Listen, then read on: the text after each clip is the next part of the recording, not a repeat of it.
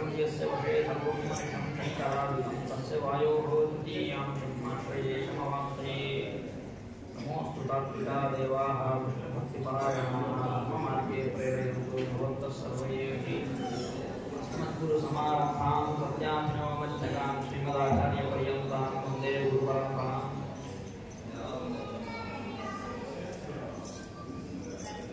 समाहारसारागमनिगमवाचां गुरुगुणप्रसंज्ञानां धामास्मलितमुपत्यैकशरणं गुरुद्रो क्षुद्रापुस्तकलिकोलाहलभूतमो गुरे गुरुवैजयति गुरुसत्यात्मानं मुनेर्याचार्यवर्याणां चरणे शरणे मम तयोः मात्रेण सिद्ध्यन्ते मनोरथाः श्रीगुरुभ्यो नमः हरि ओम्।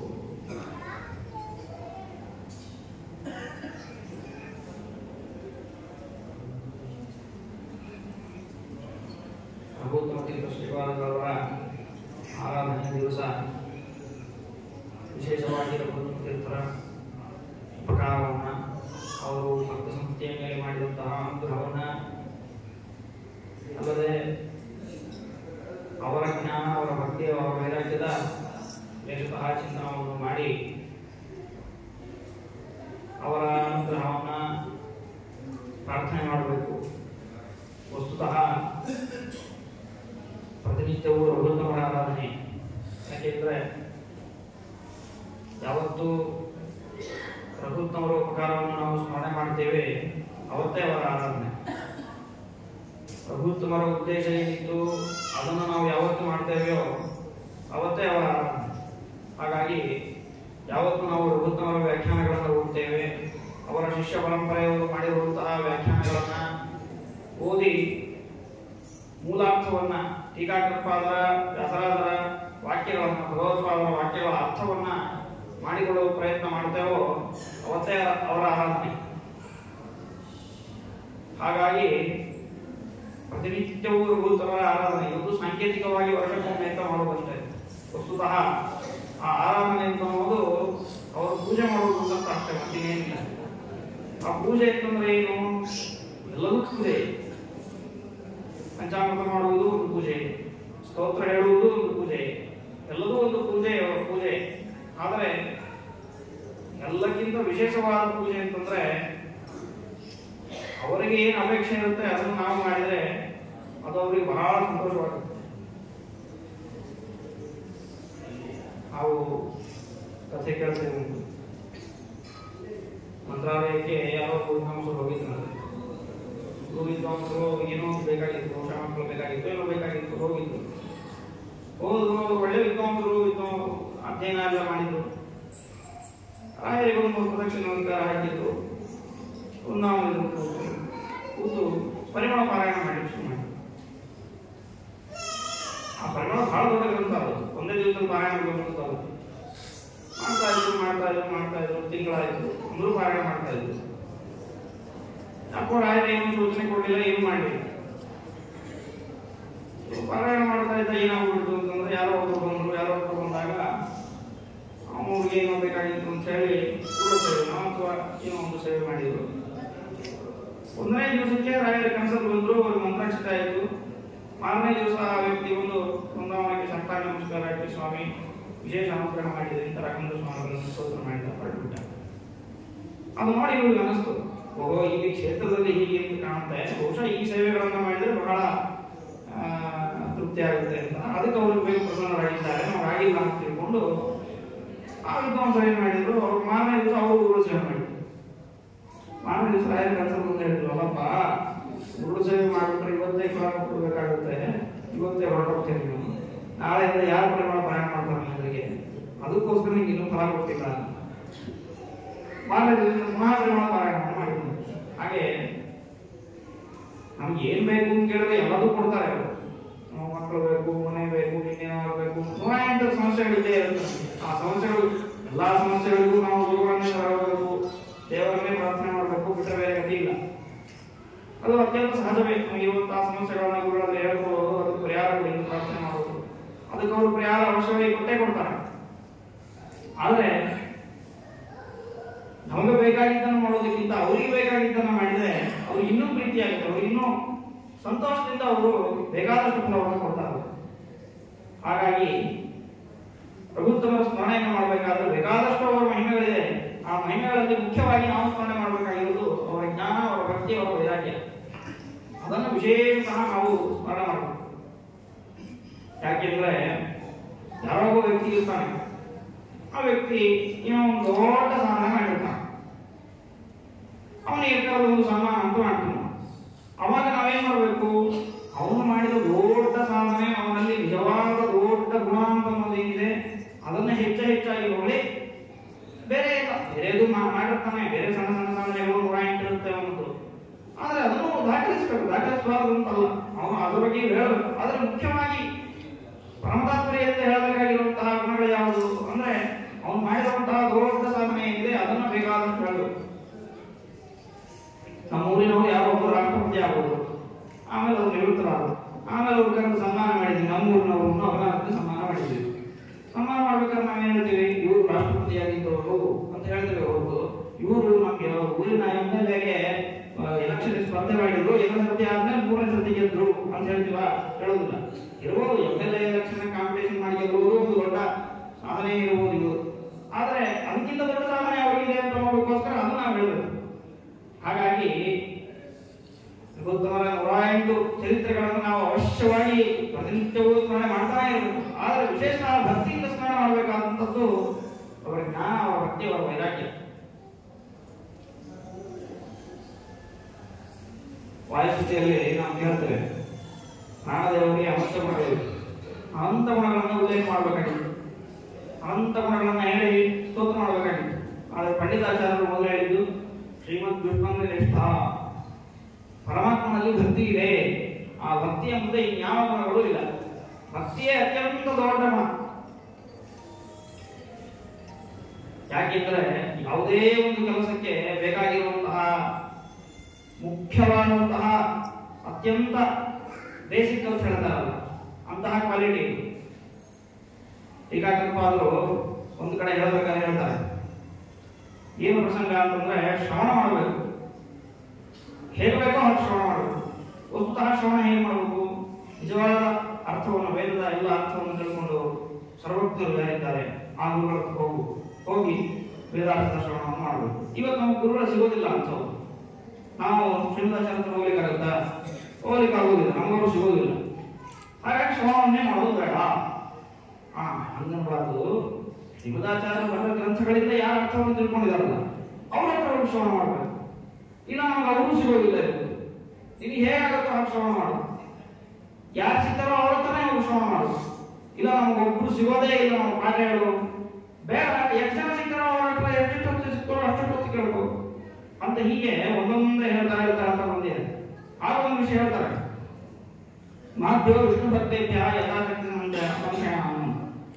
ವಿಷ್ಣು ಭಕ್ತರು ಯಾರಿರ್ತಾರೋ ಅವ್ರ ಹತ್ರ ಕೇಳ್ರಿ. ಯಾಕೆ ವಿಷ್ಣು ಭಕ್ತರು ಯಾರಿರ್ತಾರೋ ಅವ್ರ ಹತ್ರ ಕೇಳ್ರಿ ಅಂತ ಹೇಳಿದ್ದು? ಅವ್ರ ಜ್ಞಾನ ಇದ್ರೆ ಸಾಕಪ್ಪ. ನಮ್ಗೇನೋ ಸಂಶಯ ಬಂದಿದೆ, ಅದನ್ನ ಹೋಗ್ತೀವಿ, ತೊಂದರೆ ಇದೆ, ನಮ್ಗೆ ಈ ಸಂಶಯ ಇದೆ ಅಂತ ಕೇಳಿದ್ರೆ ಈ ಸಂಶಯಕ್ಕೆ ಹೀಗೆ ಉತ್ತರ ಅಂತ ಹೇಳಿದ್ರೆ ಸಾಕು. ಆ ಜ್ಞಾನ ಒಂದಿದ್ರೆ ಅವ್ರಿಗೆ ಸಾಕು. ಭಕ್ತಿ ತಗೊಂಡು ಏನ್ ಮಾಡ್ಬೇಕು ಅಂತಂದ್ರೆ ಅದಕ್ಕೆ ಹೇಳ್ತಾರೆ, ಸಯೇವಹಿ ಆದರಂಜನೆಯನ್ನು ವ್ಯಾಖ್ಯಾತಿ. ಅವರು ಪಾಠ ಮಾಡ್ಬೇಕಾದ್ರೆ ಅಥವಾ ಏನೋ ಒಂದು ಉತ್ತರ ಕೊಡ್ಬೇಕಾದ್ರೆ ಬರೀ ಪ್ರಶ್ನೆಗೆ ಉತ್ತರ ಅಂತ ಹೇಳೋದಿಲ್ಲಪ್ಪ. ಆ ಪ್ರಶ್ನೆಗೆ ಉತ್ತರವನ್ನು ಹೇಳಬೇಕಾದ್ರೆ ವಿಷ್ಣು ಭಕ್ತಿ, ಪರಮಾತ್ಮನಲ್ಲಿ ಆದರ, ಪರಮಾತ್ಮನಲ್ಲಿ ಸ್ನೇಹಾತಿಶಯ, ಆ ಮಹಾತ್ಮ ಜ್ಞಾನ ಕೊಡಬೇಕು ಅಂತ ಒಂದು ಪ್ರೀತಿ ವಿಷಯ ಏನಿದೆ ಅದು ಹೆಚ್ಚಾಗುವಂತೆ ಅವರು ಮಾತಾಡ್ತಾರೆ. ಅದಕ್ಕೋಸ್ಕರ ಅವ್ರ ಹತ್ರ ಪಾಠ ಕೇಳಬೇಕು, ಅವ್ರ ಹತ್ರ ಹೇಳಬೇಕು, ಅವ್ರ ಹತ್ರ ನಾವು ಹೋಗ್ತಾ ಇರಬೇಕು, ಏನೋ ಒಂದು ಮಾಡಬೇಕು, ಅವರಿಗೆ ಸೇವೆ ಮಾಡಬೇಕು. ಅದಕ್ಕೋಸ್ಕರವೇ ವಿಶೇಷವಾದಂತಹ ಅನುಗ್ರಹವನ್ನು ಪಡ್ಕೊಳ್ಳಿಕ್ಕೆ ಹೋಗಬೇಕು ಅಂತ. ಹಾಗಾಗಿ ಎಲ್ಲ ಗುಣಗಳಲ್ಲಿ ಬೇಕಾದದ್ದು ಭಕ್ತಿ. ಎಲ್ಲ ಗುಣಗಳು ಭಕ್ತಿಗೋಸ್ಕರ. ನಾವು ಮಾಡುವಂತಹ ಎಲ್ಲ ಸಾಧನೆಗಳು ಸತ್ಯ ಹೇಳಬೇಕು, ಇನ್ನೊಬ್ಬರನ್ನ ಹಿಂಸೆ ಮಾಡಬಾರದು, ಎಲ್ಲದೂ ಎಲ್ಲಿ ಪ್ರಯೋಜನ ಆಗುತ್ತೆ? ಭಕ್ತಿಯಲ್ಲಿ ಪ್ರಯೋಜನ ಆಗುತ್ತೆ. ಯಾಕೆ? ನಾವು ಭಕ್ತಿಯನ್ನು ಸಂಪಾದನೆ ಮಾಡಬೇಕು. ಭಕ್ತಿ ಬರಬೇಕು ಅಂದ್ರೆ ಸುಮ್ಮನೆ ಬರೋದಿಲ್ಲ. ಅದಕ್ಕೆ ಅಂತಃಕರಣ ಶುದ್ಧಿ ಬೇಕು, ಮನಸ್ಸು ಶುದ್ಧವಾಗಬೇಕು. ಆಗ ಮಾತ್ರ ಪರಮಾತ್ಮನ ಜ್ಞಾನವನ್ನ ಪಡ್ಕೊಳ್ಳಿಕ್ಕೆ ಸಾಧ್ಯ. ಆಗ ಮಾತ್ರ ಪರಮಾತ್ಮನ ಧ್ಯಾನವನ್ನು ಪಡ್ಕೊಳ್ಳಿಕ್ಕೆ ಸಾಧ್ಯ, ಧ್ಯಾನವನ್ನು ಮಾಡಲಿಕ್ಕೆ ಸಾಧ್ಯ. ಆ ಧ್ಯಾನವನ್ನು ಮಾಡಿದ್ರೆ ಅಪರೋಕ್ಷ ಜ್ಞಾನ ಆಗುತ್ತೆ. ಆ ಅಪರೋಕ್ಷ ಜ್ಞಾನ ಆದ್ಮೇಲೆ ಏನು? ಆ ಅಪರೋಕ್ಷ ಜ್ಞಾನದಿಂದ ಒಂದು ವಿಶಿಷ್ಟ ಭಕ್ತಿ ಬರುತ್ತಲ್ಲ, ಅದು ಅತಿಪರಿಪಕ್ವ ಭಕ್ತಿ ಅಂತ ಕರೀತಾರೆ. ಅದಕ್ಕೆ ಪರಮಾತ್ಮ ಪ್ರಸನ್ನ ಆಗೋದು, ಅವಾಗೇ ಪರಮಾತ್ಮ ಮೋಕ್ಷ ಕೊಡೋದು. ಅದಕ್ಕೋಸ್ಕರ ಆ ಭಕ್ತಿಯನ್ನು ನಾವು ಸಂಪಾದನೆ ಮಾಡ್ಕೋಬೇಕು ಅನ್ನೋದಕ್ಕೇನೆ ಎಲ್ಲರೂ ಹೊರಟರು. ಎಲ್ಲ ವಿಧಿಗಳು ಎಲ್ಲ ನಿಷೇಧಗಳು ಅದಕ್ಕೋಸ್ಕರನೇ. ಸ್ಮರ್ತವ್ಯ ಸತತಂ ವಿಷ್ಣು ವಿಸ್ಮರ್ತವ್ಯ ಅಜಾತಜಿತು. ಇದೇ ನಿಜವಾದಂತಹ ವಿಧಿ, ಇದೇ ನಿಜವಾದಂತಹ ನಿಷೇಧ. ಸರ್ವೇ ವಿಧಿ ನಿಷೇಧ ಶಿವು ಏತೈವರೇವ ಕಿಂಕರ ಅಂತ ಹೇಳಿದ್ದಾರೆ.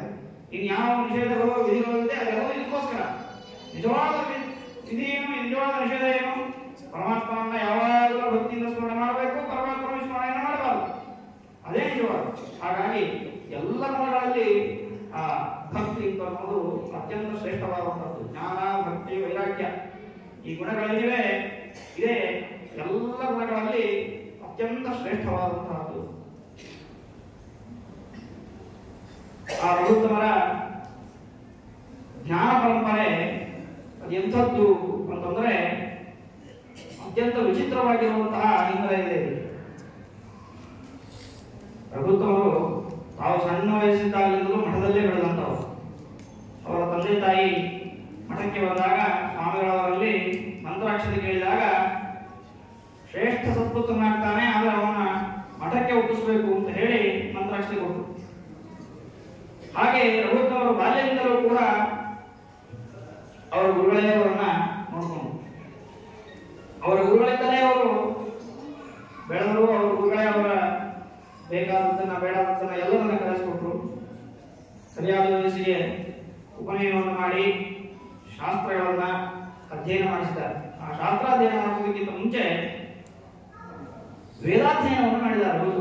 ಇದನ್ನು ಸ್ವಯಂ ಅವರು ಬರೆದಿದ್ದಾರೆ. ನಮ್ಮ ಗುರುಗಳು ವೇದಾಧ್ಯಯನವನ್ನು ಮಾಡಿಸಿದ್ದಾರೆ. ವೇದಾದಿಗಳನ್ನು ಅಧ್ಯಯನ ಮಾಡಿಸಿ ತಾತ್ಪರ್ಯ ನಿರ್ಣಯ, ತತ್ವಪ್ರಕಾಶಿಕ ಇತ್ಯಾದಿಗಳನ್ನ ಗುರುಖದಿಂದಲೇ ಅವರು ಪಾಠ ಕೇಳಿದ್ದಾರೆ. ನಂತರ ಮುಂದಿನ ಅಧ್ಯಯನಕ್ಕಾಗಿ ರಘುನಾಥ ತೀರ್ಥರ ಶಿಷ್ಯರಾಗಿರುವಂತಹ ವರದಾಚಾರ್ಯ, ಆದ್ಯ ವರದಾಚಾರ್ಯರು ಎನ್ನುವಂಥವರಲ್ಲಿ ಗುರುಗಳು ಆಜ್ಞಾಪನೆ ಮಾಡಿ ಅವರು ವೃಂದಾವನಸ್ಥರಾಗಿದ್ದಾರೆ ಪಾಠ ಹೇಳಬೇಕು ಅಂತ. ಪಾಠ ಹೇಳ್ತಾ ಹೇಳ್ತಾ ಅವರು ರಘುತ್ತಮರಿಗೆ ಎಂಥ ಅನುಗ್ರಹ ಆಗಿದೆ ಅಂತಂದ್ರೆ, ರಘುವರಿಯವರು ತಾವೇ ಸ್ವಪ್ನದಲ್ಲಿ ಬಂದು ತಲೆ ಮೇಲೆ ಕೈ ಇಟ್ಟು ಎಲ್ಲದೂ ನೀವು ಬರುತ್ತೆ ಅಂತ ಹೇಳ್ತಾರೆ. ಹಿಂದೆಲ್ಲ ಹೀಗೆ ಮಾಡ್ತಾ ಇದ್ರು. ಮಹಾಭಾರತದಲ್ಲಿ ಒಂದು ಕಥೆ ಬರುತ್ತೆ, ಒಂದು ಪ್ರಸಂಗದಲ್ಲಿ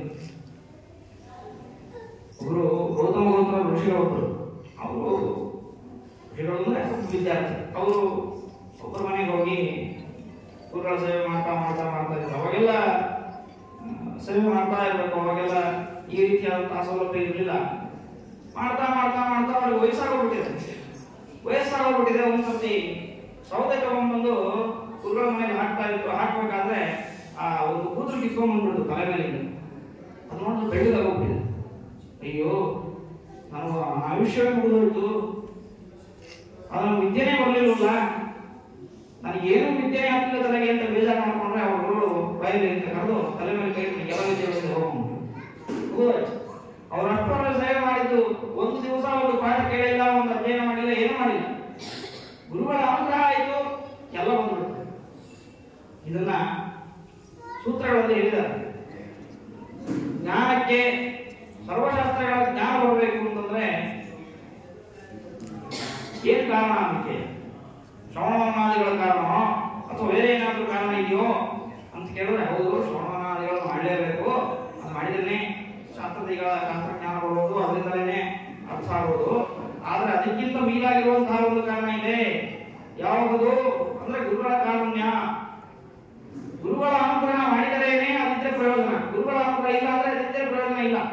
ಗುರುಗಳ ಅನುಗ್ರಹ ಆದ್ರೆ ಅದನ್ನು ಸ್ವಲ್ಪ ಆದ್ರೂ ಮಾಡಿಸಿ ಮಹಾಫಲವನ್ನು ಕೊಟ್ಬಿಡ್ತಾರೆ.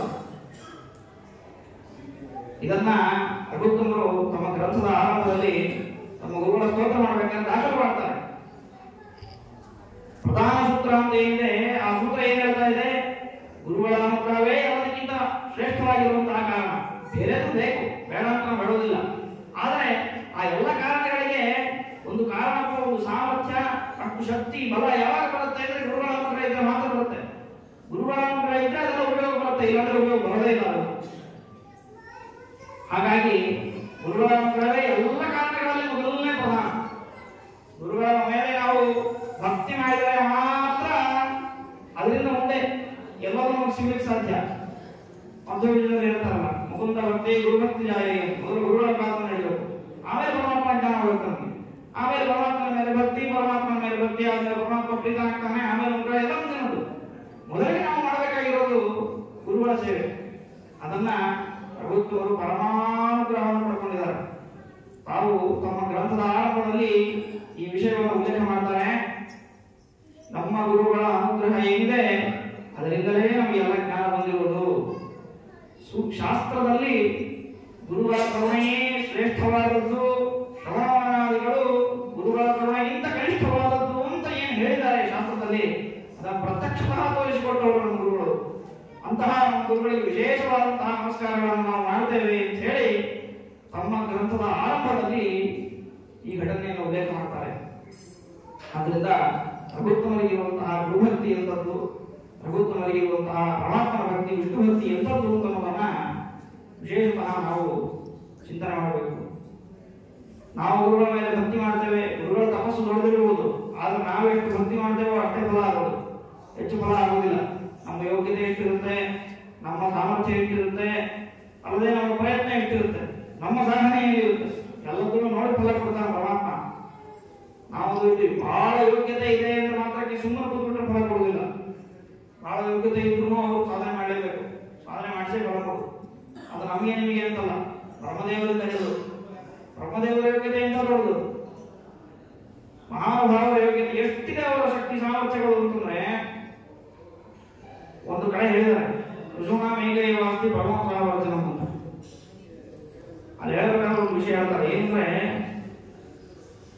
ಬ್ರಹ್ಮದೇವರಿಗೆ ಇವತ್ತಿಗೆ ಮೋಕ್ಷಕ್ಕೆ ಹೋಗುವ ಯೋಗ್ಯತೆ ಇದೆ.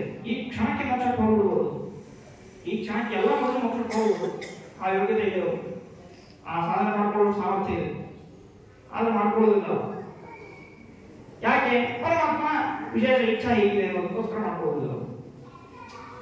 ಅಂದ್ರೆ ನಾವಿಲ್ಲಿ ಗಮನಿಸಬೇಕಾದ ಅಂದ್ರೆ ಅಲ್ಲಿ ತತ್ವ ಇರಲಿ, ಆದರೆ ಅಂತಹ ಬ್ರಹ್ಮದೇವರಿಗೂ ಸಾಧನೆ ಮಾಡಿಸಲಾರದೆ ಮೋಕ್ಷ ಕೊಡೋದಿಲ್ಲ ಪರಮಾತ್ಮ. ನಿಮ್ಮಂಥವರ ವಿಷಯ ಅಂತೂ ಮುಗಿದೇ ಹೋಯ್ತು. ಯಾರೇ ಆಗಲಿ ಪರಮಾತ್ಮ ತಾನೊಂದು ಇಚ್ಛೆ ಈ ರೀತಿ ನಿಯಮ ಇಟ್ಕೊಂಡ್ಬಿಟ್ಟಿದ್ದಾನೆ. ಯಾರು ಪ್ರಯತ್ನ ಮಾಡ್ತಾರೆ ಅವರಿಗೆ ಮೋಕ್ಷ ಕೊಡು, ಯಾರು ಸಜ್ಜೀವಿಗಳು ಇರ್ತಾರೆ ಅವ್ರ ಕಡೆ ತಾನೇ ಪ್ರಯತ್ನ ಮಾಡಿಸ್ತಾನೆ. ಉನ್ನಿನೀಶತಿ ಅಂತ ಹೇಳಿದ್ದಾರೆ, ಏಸ ಕೇವಲ ಸಾಧು ಕರ್ಮ ಕಾಲ ಐತಿ.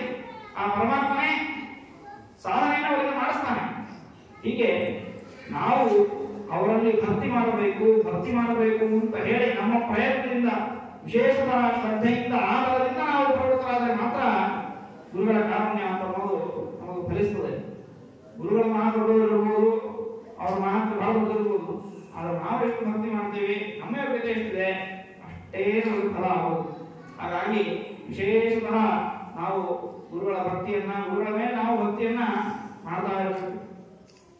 ಇನ್ನು ಪ್ರಭುತ್ವವನ್ನು ವಿಶೇಷವಾಗಿ ಎಲ್ಲರೂ ಯಾಕೆ ಸ್ಮರಣೆ ಮಾಡ್ತಾರೆ ಅಂತಂದ್ರೆ ಅವರು ಮಾಡಿದ ಶೈಕ್ಷಣಿಕ ಕ್ರಾಂತಿ. ಎಲ್ಲ ಕಾರ್ಯಗಳಲ್ಲಿ ಸರ್ವಮೂಲಗಳೇನಿದೆ ಅದು ಯಾವುದಕ್ಕೋಸ್ಕರ ಪ್ರವೃತ್ತವಾಗಿದೆ, ಪ್ರಧಾನವಾಗಿ ಪ್ರಸ್ಥಾನತ್ರಯ ಅಂತ ಕರೀತಾರೆ. ಸೂತ್ರ ಪರಂಪರೆ, ಆಮೇಲೆ ಉಪನಿಷತ್ತು, ಆಮೇಲೆ ಗೀತಾ. ಈ ಎಲ್ಲ ಕಡೆಗೂ ಕೂಡ ಪ್ರಭುತ್ವರು ಮುಖ್ಯವಾಗಿ ಪ್ರಭುತ್ವರ ಒಂದು ಅನುಗ್ರಹ ಇದೆ. ಎಲ್ಲ ಕಡೆ ಅವರ ಪ್ರವೃತ್ತಿ ಇದೆ. ಸೂತ್ರಗಳ ಅರ್ಥವನ್ನು ಮಾಡಿಕೊಳ್ಬೇಕು ಅಂತ ಹೇಳಿ ಭಾಷ್ಯ, ಆ ಭಾಷ್ಯಕರ್ತ ಪ್ರಕಾಶಕ ಬಂತು. ಇನ್ನು ಆ ಸೂತ್ರಗಳಲ್ಲಿರುವಂತಹ ಯುಕ್ತಿಗಳನ್ನ ಸರಿಯಾಗಿ ಅರ್ಥ ಮಾಡ್ಕೊಳ್ಬೇಕು. ಆ ಯುಕ್ತಿಗಳಿಂದ ಹೇಗೆ ಪೂರ್ವಪಕ್ಷ ನಿರಾಕರಣೆ, ಪರಮತಗಳ ನಿರಾಕರಣೆ ಆಯಿತು, ಬೇರೆ ಮತಗಳನ್ನೆಲ್ಲ ಯಾಕೆ ತಪ್ಪು ಅಂತ ನಾವು ತಿಳ್ಕೋಬೇಕು ಅನ್ನೋದಕ್ಕೋಸ್ಕರ ಅನುವ್ಯಾಖ್ಯಾನ ಆದ್ಮೇಲೆ ಸುಧಾಕರಂತ ಆ ತತ್ವಪ್ರಕಾಶಕ್ಕಾಗಿ ವ್ಯಾಖ್ಯಾನ ಮಾಡುವಂತಹ ನೆಪದಲ್ಲಿ ಆ ಅನುವ್ಯಾಖ್ಯಾನದಲ್ಲಿ ನ್ಯಾಯಮಾಲ ಅಂತ ಹೇಳ್ತಾರೆ ಆಚಾರ. ಅಂದ್ರೆ ಆ ಪ್ರತಿ ಅಧಿಕರಣಗಳ ಅಲ್ಲಿ ವಿಷಯ ಏನು, ಅಯುಕ್ತಿ ಏನು ಅಂತ ಅನ್ನೋದನ್ನ ಸೂಚನೆ ಮಾಡ್ತಾರೆ.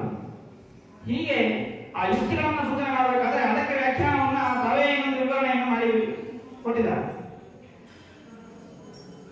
ಈ ತತ್ವಪ್ರಕಾಶಕ್ಕಾಗಿ ವ್ಯಾಖ್ಯಾನ ಮಾಡಬೇಕಾದ್ರೆ ಆ ನ್ಯಾಯವಿವರಣದಲ್ಲಿ ಏನಿದೆ, ಟೀಕಾಕೃತ್ಪಾದರು ನ್ಯಾಯವಿವರಣದಲ್ಲಿ ಏನು ಹೇಳಿದ್ದಾರೆ, ಭಗವತ್ಪಾದರು ನ್ಯಾಯವಿವರಣದಲ್ಲಿ ಯಾವ ರೀತಿ ಅದರ ವಿವರಣೆಯನ್ನು ಕೊಟ್ಟಿದ್ದಾರೆ, ಅದನ್ನೆಲ್ಲ ತತ್ವಪ್ರಕಾಶಗಳ ವ್ಯಾಖ್ಯಾನದಲ್ಲಿ ಸಂಗ್ರಹ ಮಾಡ್ತಾರೆ.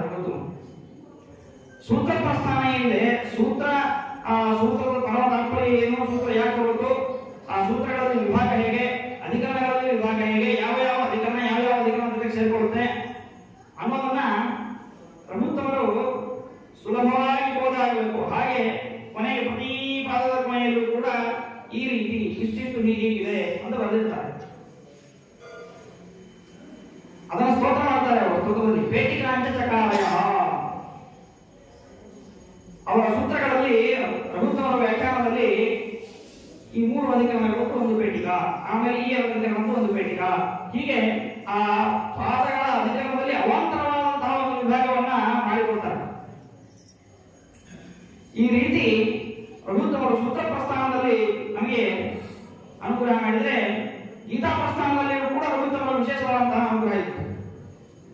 ಆ ಗೀತೆಗೆ ಭಗವತ್ಪಾದರ 2 ಕೃತಿಗಳು ಆ ಗೀತಾರ್ಥವನ್ನು ಬೋಧನೆ ಮಾಡಲಿಕ್ಕಾಗಿ ಉಪಲಬ್ಧವಾಗಿದೆ ನಮಗೆ, ಭಾಷ್ಯ ಮತ್ತು ತಾತ್ಪರ್ಯ. ಅದಕ್ಕೆ 2 ಟೀಕಾಕೃತ್ಪಾದರ ಟೀಕೆ ಇದೆ. ಆ ಟೀಕಾಕೃತ್ಪಾದರ ಟೀಕೆಗೆ ಭಾವಬೋಧವನ್ನ ಪ್ರಭುತ್ವರು ಬರೆದು ಆ ಗೀತಾರ್ಥವನ್ನು ನಮಗೆ ಹೇಗೆ ತಿಳ್ಕೋಬೇಕು ಅಂತ ಅನ್ನೋದರ ಅನುಗ್ರಹವನ್ನು ಅಲ್ಲಿ ಮಾಡಿದ್ದಾರೆ. ಇನ್ನು ಉಪನಿಷತ್ತಿನ ಪ್ರಸ್ಥಾನಕ್ಕೆ ಬಂದ್ರೆ ಸ್ವಯಂ ಬೃಹದಾರಣ್ಯಕಕ್ಕೆ ತಾವೇ ವ್ಯಾಖ್ಯಾನ ಮಾಡಿದ್ದಾರೆ. ತಮ್ಮ ಶಿಷ್ಯರಾಗಿರುವಂತಹ ವೇದೇಶ ತೀರ್ಥರ ಮುಖಾಂತರವಾಗಿ ಎಲ್ಲ ಉಪನಿಷತ್ತುಗಳಿಗೆ ವ್ಯಾಖ್ಯಾನ ಮಾಡುತ್ತಾರೆ.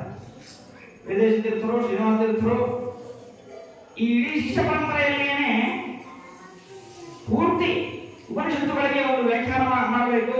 ಉಪನಿಷತ್ತುಗಳಲ್ಲಿ, ಭಾಷ್ಯದಲ್ಲಿ, ವ್ಯಾಸತೀರ್ಥರ ಟೀಕೆಯಲ್ಲಿ ಹಾಗೂ ಟೀಕಾಕೃತ್ಪಾದರ ಟೀಕೆಯಲ್ಲಿ ಏನೇನು ವಿಷಯಗಳಿದೆ ಅದನ್ನು ಸುಲಭವಾಗಿ ಆಗಬೇಕು ಅಂತ ಅನ್ನೋದಕ್ಕೆ ತಮ್ಮ ಇಡೀ ಶಿಷ್ಯ ಪರಂಪರೆ ಅಲ್ಲಿ ಪ್ರವೃತ್ತವಾಗಿದೆ. ಹೀಗೆ ಆ ಉಪನಿಷತ್ತುಗಳ ಪ್ರಸ್ಥಾನದಲ್ಲಿಯೂ ಉಪನಿಷತ್ತುಗಳ ಪ್ರದೇಶದಲ್ಲಿಯೂ ಕೂಡ ಪ್ರಭುತ್ವರ ವಿಶೇಷವಾದಂತಹ ಅನುಗ್ರಹ ಇದೆ. ಇನ್ನೊಂದು ನಾವು ಮುಖ್ಯವಾಗಿ ಗಮನಿಸಬೇಕಾಗಿರುವುದು ಅಂತಂದ್ರೆ, ಆ ಪ್ರಭುತ್ವರ ಪ್ರಯತ್ನ ಎಲ್ಲಿದೆ ಅಂತಂದ್ರೆ ವ್ಯಾಸತ್ರಯಗಳ ಪಾಠ ಪ್ರವಚನದಲ್ಲಿದೆ.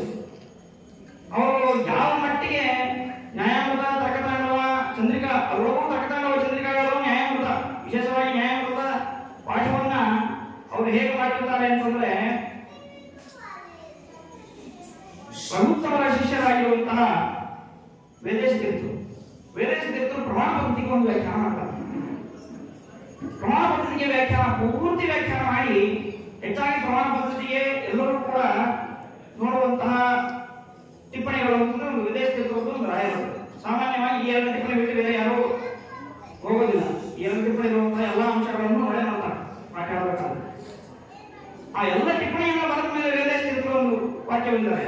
ತರ್ಕತಾಂಡವ ಸಂನ್ಯಾಯ ಸುಧಾರೋ ಪ್ರಪಂಚಿತಃ ಭಾವೋದಯಮುನೇರತ್ರ ಸಯೇವ ಅಲ್ಪತೆಯೇಂತಹ. ಪ್ರಮಾಣ ಪದ್ಧತಿಯ ಅಭಿಪ್ರಾಯ ಏನಿದೆ, ಆ ಅಭಿಪ್ರಾಯ ಸುಧಾರದಲ್ಲಿ ವಿಶದೀಕೃತವಾಗಿದೆ, ತರ್ಕತಾಂಡವದಲ್ಲಿ ವಿಶದೀಕೃತವಾಗಿದೆ. ಆ ತರ್ಕತಾಂಡವದ ಅರ್ಥ ಏನು ಅದನ್ನು ತಿಳಿದುಕೊಂಡು ಆ ತರ್ಕತಾಂಡವದಲ್ಲಿ ಯಾವ ರೀತಿಯಾಗಿ ವ್ಯಾಖ್ಯಾನ ಮಾಡಿದ್ದಾರೆ ಅದನ್ನೇ ನಾವು ಇಲ್ಲಿ ಹೇಳಿದ್ದೇವೆ. ವಾಕ್ಯಾರ್ಥ ಚಂದ್ರಿಕಾ ಅಂತ ಒಂದು ಗ್ರಂಥ ಇದೆ, ಸುಧಾರಿ ಟಿಪ್ಪಣಿ. ಆ ವಾಕ್ಯಾರ್ಥ ಚಂದ್ರಿಕಾವನ್ನು ನಾವು ಓದ್ತಾ ಹೋದ್ರೆ ಅದರಲ್ಲಿ ಸ್ಪಷ್ಟವಾಗಿ ನಮಗೆ ಗೊತ್ತಾಗುತ್ತೆ ಯಾವ ಸುಧಾವಾಕ್ಯದಲ್ಲಿ ಯಾವ ಪ್ರಮೇಯ ಆಗಲಿದೆ ಅಂತ ನಾವು ತರ್ಕತಾಂಡವದಲ್ಲಿ ಹೇಗೆ ಹೇಳಿದ್ದಾರೆ ಅಂತ. ಅದಕ್ಕೆ ವಿದ್ವಾಂಸರು ಹೇಳ್ತಾರೆ, ಎಲ್ಲಿವರೆಗೂ ತರ್ಕತಾಂಡವ ಓದೋದಿಲ್ವೋ ಅಲ್ಲಿವರೆಗೂ ಟೀಕಾವಾಕ್ಯಾರ್ಥ ಆಗೋದು ಕಷ್ಟ ಅಂತ. ಹೀಗೆ ಈ ತರ್ಕತಾಂಡವದ ಪ್ರಮೇಯಗಳು ಹೇಗೆ ಸುಧಾರಕ್ಕೆ ಸಂಬಂಧವಾಗಿದೆ ಅಂತ ಅನ್ನೋದನ್ನ ಅಲ್ಲಿ ವ್ಯಾಸರಾಜರೇ ಸ್ವಯಂ ತೋರಿಸಿದ್ದಾರೆ. ಆ ಎಲ್ಲ ವಿಷಯಗಳನ್ನು ಸಂಗ್ರಹ ಮಾಡಿ ವ್ಯಾಖ್ಯಾನವನ್ನು ಮಾಡುವಂತಹ ಒಂದು ಪ್ರವೃತ್ತಿಯನ್ನು ನಾವು ವಾಕ್ಯಾರ್ಥದಲ್ಲಿ ಕಾಣಬಹುದು. ಹೀಗೆ ವ್ಯಾಸತ್ರಯಗಳ ತರ್ಕತಾಂಡವದ ವಿಷಯವಾದರೆ, ಇನ್ನು ನ್ಯಾಯಾಮೃತದ ಮೇಲೆ ಪ್ರಭುತ್ವರ ಶಿಷ್ಯರು 2 ವ್ಯಾಖ್ಯಾನ ಮಾಡಿದ್ದಾರೆ. ತರಂಗಿಣಿ ಆಚಾರ್ಯರು ಮತ್ತು ಕಂಟಕೋದ್ಧಾರಕ ಇಬ್ಬರು ಕೂಡ ನ್ಯಾಯಾಮೃತದ ವಿಶೇಷವಾದಂತಹ ವ್ಯಾಖ್ಯಾನ ಮಾಡಿದ್ದಾರೆ.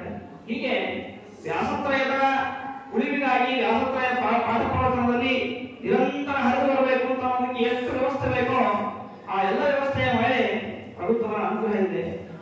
ಹೀಗೆ ಪ್ರಭುತ್ವರ ವಿಚಿತ್ರವಾದಂತಹ ಶೈಕ್ಷಣಿಕ ಕ್ರಾಂತಿ. ಅವರ ಜ್ಞಾನ ಏನಿದೆ, ಅವರ ಜ್ಞಾನ ಅವರಿಂದ ಮುಂದೆ ಹರಡುವುದು ಎಲ್ಲರ ಮೇಲೆ ಇವತ್ತಿನವರೆಗೂ ನಾವು ಸಿಗ್ತಾ ಇದೆ. ಇವತ್ತು ನಾವು ವ್ಯಾಸತ್ರಯ ಓದ್ತೇವೆ, ಸರ್ವಮೂಲಗಳನ್ನು ಓದ್ತೇವೆ, ಟೀಕಾ ಗ್ರಂಥಗಳನ್ನು ಓದ್ತೇವೆ ಅಂತಂದ್ರೆ ಅದರ ಹಿಂದೆ ರಘುತ್ತಮರ ಪರಿಶ್ರಮ ಇದೆ, ರಘುತ್ತಮರ ತಪಸ್ಸಿದೆ. ಇನ್ನು ಅವರ ಒಂದು ಭಕ್ತಿಯನ್ನ, ಒಂದು ವಿಶೇಷವಾದ ದೃಷ್ಟಾಂತವನ್ನು ನೋಡೋದಾದ್ರೆ, ಅವರು ಪೂಜೆ ಮಾಡಬೇಕಾದ್ರೆ ಯಾರು ಒಳಗೆ ಬರ್ತಿರಲಿಲ್ಲ. ಅಷ್ಟು ಭಕ್ತಿಯಿಂದ ದೇವರನ್ನ ಪೂಜೆ ಮಾಡ್ತಿದ್ರು. ಅವರು ಎಷ್ಟು ಭಕ್ತಿಯಿಂದ ಪೂಜೆ ಮಾಡ್ತಾ ಇದ್ರು ಅಂತಂದ್ರೆ, ಅವರು ದೇವತೆಗಳನ್ನ ಆವಾಹನೆ ಮಾಡಿದರೆ ಸಾಕ್ಷಾತ್ತಾಗಿ ದೇವತೆಗಳ ಎದುರು ಬಂದು ಕಾಣಿಸ್ತಾ ಇದ್ರು. ಶಂಖ ಪೂಜೆ ಮಾಡ್ತೇವೆ, ಶಂಖ ಪೂಜೆಯಲ್ಲಿ ದೇವತೆಗಳನ್ನ ಆವಾಹನೆ ಮಾಡ್ತೇವೆ. ನಾವು ಶಂಖ ಮುಟ್ಟು ದೇವತೆಗಳನ್ನ ಆವಾಹನೆ ಮಾಡಿ ಮುಂದುವರಿಸ್ತೇವೆ. ಆದರೆ ರಘುತ್ತಮರ ಪೂಜೆಯಲ್ಲಿ ಹೇಗಿರ್ತಿತ್ತು ಅಂದ್ರೆ, ಅವರು ದೇವತೆಗಳನ್ನ ಆವಾಹನೆ ಮಾಡಿ ಕರೆದರೆ ಸಾಕ್ಷಾತ್ತಾಗಿ ಮೂರ್ತಿಮತ್ತಾಗಿ ಅಲ್ಲಿ ಬಂದು ರಘುತ್ತಮರಿಗೆ ದರ್ಶನ ಕೊಡ್ತಾ ಇದ್ರು. ಒಮ್ಮೆ ಅವರ ತಾಯಿ ಕೇಳಿದ್ರೆ, ನಾನೊಂದು ದಿವಸ ನೀವು ಪೂಜೆ ಮಾಡೋದು ನೋಡಬೇಕು ಅಂತ. ಸಾಮಾನ್ಯವಾಗಿ ಆಗ ಯಾರು ಪೂಜೆ ಕೂತ್ಕೊಳ್ತಾ ಇದ್ದಾರೆ, ಮನೆಗೆ ದರ್ಶನಕ್ಕೆ ಮಾತ್ರ ಎಲ್ಲರಿಗೂ ಅವಕಾಶ. ಆಗ ಬಹಳ ಕೇಳಿಕೊಳ್ಳೋದಕ್ಕೆ ರಘುತ್ತಮರು ಆಯ್ತು ಅಂತ ಹೇಳಿ ಪೂಜೆಯಲ್ಲಿ ಕೂಡಿಸಿಕೊಂಡು ಪೂಜೆ ಮಾಡ್ತಾ ಇದ್ರೆ, ಎಲ್ಲಾ ದೇವತೆಗಳನ್ನು ಮೂರ್ತಿಮತ್ತಾಗಿ ಬಂದು ದರ್ಶನ ಕೊಡೋದನ್ನ ಅವರ ತಾಯಿ ನೋಡಿದ್ರು. ಅವರನ್ನ ಪೂಜೆ ಮಾಡಬೇಕಾದ್ರೆ ಯಮದೇವರನ್ನ ಆವಾಹನೆ ಮಾಡಿದ್ರು. ಯಮದೇವರನ್ನ ಆವಾಹನೆ ಮಾಡಿದ್ರೆ ಆ ಯಮದೇವರು ಆ ಭೀಕರ ರೂಪದಿಂದ ಬಂದದ್ದನ್ನು ನೋಡಿ ಅವರ ತಾಯಿಗೆ ಬಹಳ ಭ್ರಾಂತಿ, ಹೆದರಿಕೆಯಾಗಿ ಕೆಳಬಿದ್ದುಬಿಟ್ಟರು. ಹೀಗೆ ಅವರು ಎಷ್ಟು ಭಕ್ತಿಯಿಂದ ದೇವರ ಪೂಜೆ ಮಾಡ್ತಾ ಇದ್ರು ಅಂತಂದ್ರೆ, ಅವರ ಆ ಭಕ್ತಿಗೆ ಒಲಿದು ಆ ಎಲ್ಲ ದೇವತೆಗಳು, ಪರಿವಾರ ದೇವತೆಗಳು, ಪರಮಾತ್ಮ ಪ್ರಸನ್ನನಾಗಿ ಮೂರ್ತಿಮತ್ತಾಗಿ ಅವರಿಗೆ ದರ್ಶನ ಕೊಡ್ತಾ ಇದ್ದ. ಇಷ್ಟು ವಿಶಿಷ್ಟವಾದಂತಹ ಆ ಜ್ಞಾನವಂತಿ ವರಾಗಿರ್ತಕ್ಕಂತಹ ವಿಶಿಷ್ಟ ತಪಸ್ಸಂಪನ್ನರಾದಂತಹ ಅವರು ಮಹಾನುಭಾವರು ಬಂದಿದ್ದರು. ರಘುತ್ತಮರ ಹತ್ರ ಒಬ್ಬರು ಅಡಿಗೆ ಬರುತ್ತಿರುತ್ತೆ, ವೆಂಕಣ್ಣ ಅಂತ ಅವರ ಹೆಸರು. ಅವರು ಭಿಕ್ಷೆಗೆ ಎಷ್ಟು ಬೇಕೋ ಅಷ್ಟನ್ನು ಮಾಡಿ ದಿವಸ ನೈವೇದ್ಯ ಇಡ್ತಾ ಇದ್ರು. ಆದರೆ ಒಂದು ಅವರಿಗೆ ಅಪೇಕ್ಷೆ ಇತ್ತು, ಅವರೇನೂ ಅಧ್ಯಯನ ಮಾಡಿರಲಿಲ್ಲ. ಅವ್ರನ್ನೆಲ್ಲರೂ ದಡ್ಡರು ಅಂತ ಹೇಳ್ತಾ ಇದ್ರು. ನಾವು ಅಧ್ಯಯನ ಮಾಡಬೇಕು, ಇಷ್ಟೆಲ್ಲ ನಾವು ಪಾಠ ಹೇಳ್ತಾರೆ ಬಹಳ ಜನಕ್ಕೆ, ನಾವು ಯಾವ ತರ ವೇದಾಂತ ಅಧ್ಯಯನ ಮಾಡಬೇಕು ಅಂತ ಅವ್ರು ಬಹಳ ಅಪೇಕ್ಷೆ ಇತ್ತು. ಒಂದು ಬಾರಿ ಅದನ್ನು ರಘುತ್ತಮರಲ್ಲಿ ಹೇಳಿದ್ರು, ಸ್ವಾಮಿ ನೀವು ಎಷ್ಟೋ ತನಕ ಅನುಗ್ರಹ ಮಾಡಿದ್ರಿ, ನನಗೂ ಅನುಗ್ರಹ ಮಾಡ್ರಿ, ಏನೋ ಒಂದು ಹೆಚ್ಚು ಜ್ಞಾನ ಬರಬೇಕು ನನಗೆ ಈ ಜನ್ಮದಲ್ಲಂತೂ ತಲೆಗೆ ಬಂದಿಲ್ಲ, ಏನು ಮುಂದಿನ ಜನ್ಮದಲ್ಲಾದ್ರೂ ಬರಲಿ, ನಮಗೆ ವಿಶೇಷವಾದ ಅನುಗ್ರಹ ಮಾಡ್ರಿ ಅಂತ ಅವ್ರು ಕೇಳಿದ್ರು. ಅವ್ರಿಗೇನು ಪಾಪ ಏನು ಇರಲಿಲ್ಲ, ಬರೀ ಮುಂಜಾನೆ ಅದು ಆಂದಿಕ ಮಾಡ್ಕೊಳ್ಳೋದು, ಪೂಜೆಗೆ ಹೋದ್ಮೇಲೆ ನಾವು ಅಡಿಗೆ ಮಾಡೋದು, 2 ರೊಟ್ಟಿ ಮಾಡೋದು, ಮುಗೀತು. ರಘುತ್ತಮರಿಗೆ ಗೊತ್ತಾಯ್ತು, ಯೋಗ್ಯ ಜೀವ, ಯೋಗ್ಯತೆ ಇದೆ, ಬೇಕು ಪ್ರಯತ್ನ ಮಾಡ್ತಾ ಇದ್ದಾನೆ, ಪುಣ್ಯ ಫಲವೂ ಇದೆ, ಆಗತ್ತೆ ಅನುಗ್ರಹ ಅಂತ ಹೇಳಿ ಅವನಿಗೆ ಆ ಅಡಿಗೆಯವರಿಗೆ ಅನುಗ್ರಹ ಮಾಡಿದರು. ಅನುಗ್ರಹ ಮಾಡಿದರೆ ಮಹಾನುಭಾವರು ವಿಶೇಷವಾದಂತಹ ಜ್ಞಾನ ಅವರಿಗೆ ಬಂದು ಒಳ್ಳೆ ಟಿಪ್ಪಣಿಗಳನ್ನೆಲ್ಲ ಬರೆದಿದ್ದಾರೆ. ತತ್ವಸಂಖ್ಯಾನ ಎಂಬುದಾಗಿರುವಂತಹ ಗ್ರಂಥಕ್ಕೆ ಅವರ ಟಿಪ್ಪಣಿ ಇವತ್ತಿಗೂ ಬರುತ್ತಾ ಇದೆ. ಆ ಟಿಪ್ಪಣಿ ಕೊನೆಗೆ ಅವರು ಬರೆದಿದ್ದಾರೆ, ಮೂಢಾಗ್ರಣಿ ವೆಂಕಟಭಟ್ಟ ಸುತಃ ಸೂರ್ಯಗ್ರಗಣ್ಯಾಭವದಾತ್ಮವೇದಿ ಯಸ್ಯ ಪ್ರಸಾದಾತ್ ಸಗುರುಪ್ರಭೋ ವಿದ್ಯಾಮಪಾಧಾಂ ಮನಾಂತರಂತು. ನಾನು ಮೂಢಾಗ್ರಣಿಯಾಗಿದ್ದೆ, ಮೊದಲು ನನಗೆ ಯಾವ ಜ್ಞಾನವೂ ಇರಲಿಲ್ಲ. ಆದರೆ ರಘುತ್ತಮರ ಅನುಗ್ರಹದಿಂದ ನಾನೇನಾದೆ ಸೂರ್ಯಗ್ರಗಣ್ಯ, ವಿದ್ವಾಂಸರಲ್ಲಿ ಮೊದಲನೇವನಾಗಿಬಿಟ್ಟೆ, ಆತ್ಮವೇದಿ, ಪರಮಾತ್ಮನನ್ನು ತಿಳ್ಕೊಳ್ಳಿಕ್ಕೆ ಸರಿಯಾದಂತಹ ಯೋಗ್ಯತೆ ಪಾತ್ರತೆ ನನ್ನಲ್ಲಿ ಬಂತು. ಅಂತಹ ಅನುಗ್ರಹ ಮಾಡಿರುವಂತಹ ಮಹಾತಪಸ್ಸಂಪನ್ನರಾಗಿರುವಂತಹ ರಘುತ್ತಮರ ವಿಶೇಷ ಅನುಗ್ರಹವನ್ನ ನಾವು ಯಾವಾಗಲೂ ಬಯಸ್ತಾ ಇರೋಣ ಅಂತ ಅವರು ವ್ಯಾಖ್ಯಾನಗಳಲ್ಲಿ ಬರೆದಿದ್ದಾರೆ. ಹೀಗೆ ರಘುತ್ತಮರ ಸರ್ವತೋಮುಖವಾದಂತಹ ಕೆಲಸಗಳು, ಅವರು ಮಾಡಿರುವಂತಹ ಪರಮಾನುಗ್ರಹ. ಇಲ್ಲಿ ನಾನಿವತ್ತು ಏನೋ ಒಂದಷ್ಟು ಹೇಳ್ತಾ ಇದ್ದೀನಿ, ಉಪನ್ಯಾಸ ಮಾಡ್ತಾ ಇದ್ದೀನಿ, ನೀವೆಲ್ಲ ಕೇಳ್ತಾ ಇದ್ದೀರಾ ಅಂತಂದ್ರೆ ಇದಕ್ಕಿಂತ ದೊಡ್ಡ ದೃಷ್ಟಾಂತ ಬೇಕಾಗಿಲ್ಲ ರಘುತ್ತಮರ ಅನುಗ್ರಹಕ್ಕೆ ಏನು ಅಂತ. ಆದರೂ ಕೂಡ ಆ ರಘುತ್ತಮರ ವಿಶೇಷ ಅನುಗ್ರಹ ಮೇಲೆ ಯಾವಾಗಲೂ ಇರಲಿ. ಆ ರಘುತ್ತಮರ ಅನುಗ್ರಹದಿಂದ ವಿಶೇಷವಾಗಿ ಅವರ ಗ್ರಂಥಗಳ ಬೋಧ, ಅವರ ಶಿಷ್ಯ ಗ್ರಂಥಗಳ ಬೋಧ, ಟೀಕಾರಾಯರ ಗ್ರಂಥಗಳ ಅವಗತಿ, ವ್ಯಾಸತ್ರಯದ ಜ್ಞಾನ, ಎಲ್ಲರ ಮೇಲೆ ಭಾಷ್ಯದ ಜ್ಞಾನ, ಭಗವತ್ಪಾದರ ಅನುಗ್ರಹ ಅದು ಯಾವಾಗಲೂ ನಮ್ಮ ಮೇಲೆ ಆಗಲಿ ಅಂತ ಹೇಳಿ ವಿಶೇಷವಾಗಿ ಪ್ರಾರ್ಥನೆ ಮಾಡೋಣ. ಪ್ರಾರ್ಥನೆ ಮಾಡ್ತಾ ಹರೇ